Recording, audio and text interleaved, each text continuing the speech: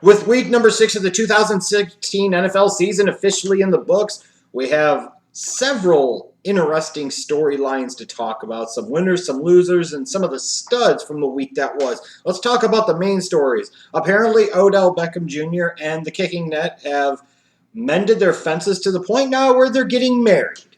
I don't know how the honeymoon night is going to work out, whatever the case might be. Let's hope that that's the end of the kicking net stuff. But Odell Beckham Jr. with his Giants receiving record performance, helping the Giants to even the record at 3-3 and beating the Ravens. That was one interesting story. You've got Dallas and all the debate about Dak Prescott and Tony Romo, and once Romo is back healthy, who should be the starter? Well, if anything, their performance on Sunday in Lambeau Field only fueled the fire as Dak Prescott had 3 touchdowns, and the Dallas Cowboys steamrolled the Green Bay Packers 30-16 in Lambeau. If there is even a debate at this point, it really, really has to be leaning in Dak's favor. Again, if there is even a debate. I cannot understand how, for the life of me, with a team sitting at 5-1, with a quarterback that is performing well and whose upside and trajectory is only pointing upward, why the Dallas Cowboys would potentially want to risk their season and all the momentum that they've gained, now sitting at 5-1, and not only sitting alone atop the NFC East, but potentially contending for a home field advantage throughout the playoffs. Why in the world you would want to run the risk of gumming the works up just to appease the mid-30s quarterback? The quarterback position in the NFL, as Drew Bledsoe so eloquently put it, is a replacement business, and the time has come where Dak Prescott has replaced Tony Romo, and even coming off of the bye week, it doesn't matter if Tony Romo could do goddamn backflips into the Cowboy cheerleaders. The fact is this is Dak's team now, and everybody needs to get on board with that. Apparently, one thing we don't have to get on board with is Ryan Fitzpatrick being the starting quarterback of the New York Jets anymore after another abysmal performance, this time on Monday night on the road against Arizona. Fitzpatrick goes to the bench, and it's Geno Smith time, and that pretty much tells you all you need to know about the Jets season, as I was able to foresee. One thing I wasn't able to foresee, though, is the Carolina Panthers. And let's be honest, maybe some of you weren't as high on them as others. Maybe some of us thought, like me in particular, that they weren't really going to have much of a challenge in the NFC South. And here we are, after a late field goal by the Saints, the Carolina Panthers lose again, and they're sitting at 1-5. 1-5. 1-5. The Carolina Panthers, last year's NFC champions, are 1-5. That is one hell of a Super Bowl loser's curse. Speaking of curses and collapses, you got to look at the Indianapolis Colts. My God, what the hell happened on Sunday night? In an ugly game and in a boring game, frankly, that is pretty indicative of the NFL product as a whole that we've gotten so far this year, the Indianapolis Colts found a way to snatch defeat from the jaws of victory and collapsed late on the road with a multi-touchdown lead against the Houston Texans and let the Houston Texans win the game. And now, instead of that being a potentially season-changing moment for the Colts where they get a quality road win against a divisional opponent, somebody who they could be banging it out with all year long to win the AFC South, now the Colts lose that game and set themselves further back, and they're sitting at 2-4. And now people are talking about Grigson and Pagano should be fired. And, at some point in time, you have to wonder, what the fuck is it going to take? This is a team that was on a progression, on a path at one point in time towards winning a Super Bowl, and now they're going in quickly into the cellar, into the toilet. There have to be changes made, and there have to be big changes made, frankly, if shit doesn't turn around in a hurry.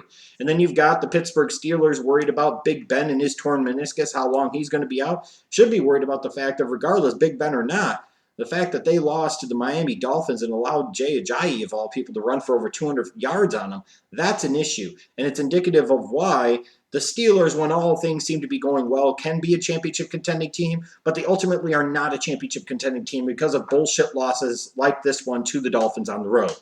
In terms of some of the winners this week, the Seattle Seahawks, they're 4-1.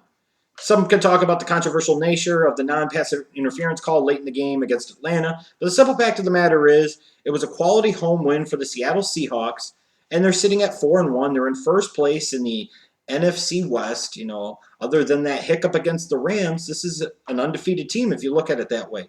The Seahawks are in the mix, and nobody's really talking about them, and that's what's crazy about it. Nobody's talking about them, but there they are at 4-1. The Washington Redskins, looked bad the first 2 weeks of the season. Kirk Cousins looked terrible, was validating, why the Washington Redskins didn't pay him a big contract. And now you look at the Redskins are sitting at 4-2. They've won 4 straight, similar to the Buffalo Bills, who looked like a disaster the first 2 weeks, and everybody, myself included, were ready to jump on the Fire Rex Ryan bandwagon. Well, that talk is definitely stalled for now as they sit there at 4-2. I don't know if that means that they're going to sit there and be a real legitimate threat to the New England Patriots in that division. But right now, the Buffalo Bills have to be feeling good about their potential playoff chances at least. 4 wins in a row is 4 wins in a row, especially when you look at where they were a month ago and where they are now. This has been an impressive turnaround. Let's see if they're able to maintain it and sustain it. In terms of the losers of this week, you look at the Philadelphia Eagles. The Philadelphia Eagles, to me, are in part a case study of why the early bye week sometimes can be a bad thing. You had an Eagles team behind the rookie quarterback and a top-flight defense that were playing very well the first 3 weeks of the season. They went into their bye week 3-0, and now coming out of their bye, they've lost 2 straight games. Horrible timing of the bye week. And sure, there are other factors, but sometimes there's something to that chemistry, that flow, that rhythm that you can get into, and you really don't want to have that week off because you're playing such good football. And the Eagles are playing really good football. Now, in their 2 losses, they barely lost to Detroit, and they lost a close game to the Redskins. So it's not like they've been terrible, but there's been a difference since they've come off of the bye week. Maybe the quality of opponent has improved a little bit, perhaps. But, they're losers for, if nothing else, losing a road game against a divisional opponent when they need to be thinking about trying to keep pace with the Dallas Cowboys in that division. The Oakland Raiders, sitting there and losing to the Kansas City Chiefs at home. The Raiders are playing really, really well on the road. Home, not so much. If you want to think about winning the AFC West this year, which the table is set for the Raiders to possibly be able to do that. It's a 3-horse race right now with them and the Broncos and the Chiefs. You have to be able to handle your business in the division. You have to be able to win games at home. And on Sunday, the Oakland Raiders failed to do both of those things. They didn't beat Kansas City, and they lost another home game. That just can't happen. The Carolina Panthers, what more can be said? 1-5. Their offense was bad the first half and then came alive late. The defense was terrible consistently throughout. This is just not a good football team right now, and it's stunning what a difference a year makes. And then you've got the Indianapolis Colts sitting there at 2-4, and it's not just because they're 2-4. It's the way and fashion and manner that they lost that game. They had no business losing to the Houston Texans on Sunday night, and that's exactly what they did.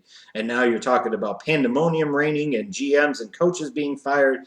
It's a potential disaster for the Indianapolis Colts, and that loss could really trigger some downhill things for this organization coming up this offseason, if not earlier. In terms of the studs of this week, I look at Matthew Stafford. With no Theo Riddick, you already lost Amir Abdullah for the year. You didn't have much in the running game. You're supposedly going up against a really tough defense in the Los Angeles Rams, and all Stafford did was throw for 270 yards and 4 touchdowns. He was great on the day, no turnovers, and now the Detroit Lions are turning around their season a little bit, and they're sitting there at 3-3, and we'll see what happens the last 10 games of the season for them. In terms of wide receivers, obviously Odell Beckham Jr., 222 yards receiving, on 8 receptions and 2 touchdowns, including the game-winning score late. When Odell Beckham Jr. is right, and when Odell Beckham Jr. is interested, involved, and engaged in the game, he is the most dominant wide receiver in the National Football League. He is the most explosive weapon in the National Football League. Antonio Brown, many people might feel, is the best wide receiver in the league, and I'll grant you that.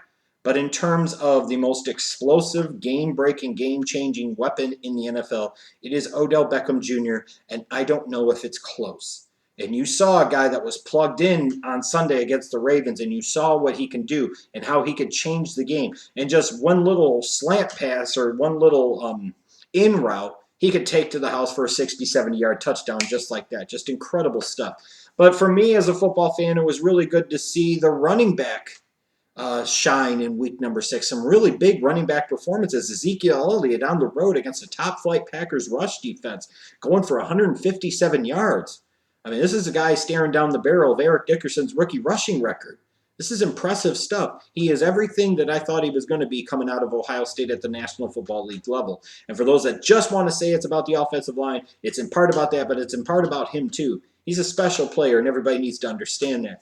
You look at LaShawn McCoy, a big reason for the Bills being where they're at now at 4-2, winning 4 straight. LaShawn McCoy is really cementing his place as an MVP candidate right now. 140 yards rushing and 3 touchdowns. It seems like almost every single week now you could count on LaShawn McCoy to produce a big game. And, last week I talked about potential MVP candidates. McCoy's got to be in there at this moment.